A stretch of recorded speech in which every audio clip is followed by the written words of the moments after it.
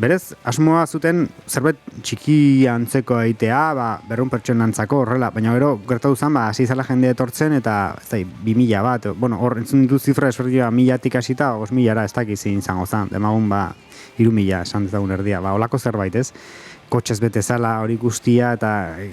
Gipuzkoa guztitikan gazte pilo bat juntziela, nolabait gau pasa kolektibo bat egitea horrea. Orduan, soinu aldetikan ere bai ez dituzte gaurko musika ekipuak, ez da baliabideak, orduan ere, eta elektrizitatearen aldetikan ustut, hor justo taberna bat edo poste elektriko bat bietako ustut, tabernatikan hartu zuten, naiz eta ziratean postetik hartu nahi zuten, hortikan hartzen zuten energia, orduan, etzan iristen egin beste, eta orduan, batzutan moztutzen zan, jun eta etorriten zan, kalambrak ematen zituen mikrofonak ere bai, orduan intza edo bazeuen ere bai atmosferan, eta juniten zan, orduan juten zanean ere bai, jende egotzen zan ere bai, hitz egiten zuen, eta aurkezpenak egiten zituen, orduan pixka bat, horrela, ez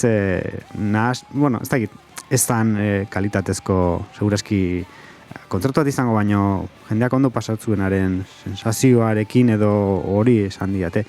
Eta gero ze etorri zan, gero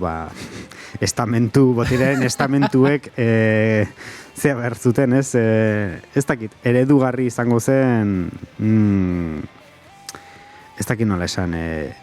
kritika edo, bueno, ez da, nolabait egin zuten horren aurka, eta bai simbolikoki edo horrela, esan dute, azkenean hor, gazteak dira euskerazko ekitaldi bat zen, frankismoaren erdian gaude oraindikan, eta, dela erlijioaren elizaren aldetik, dela gizarte kontserbadorearen aldetik, eta dela hori, boterearen aldetik, gobernadoren aldetik, eta horrela, egontzela nolabaiteko erreakzio bat. Segurazki gehiago aprobetxatu zuten ez dokamairu jipoitzeko, ze ezagunak ziren, eta nolabai simboloa ziren kultur berritze arenak, orduan haien kontra egiteko erabili zuten, eta, egintzako izan zen pixka bat, zerbait eragin zigena, ze gero zaitasunak izan zituzten, Nafarroa aldean da kontzertuak emateko horren ondoren, beraz,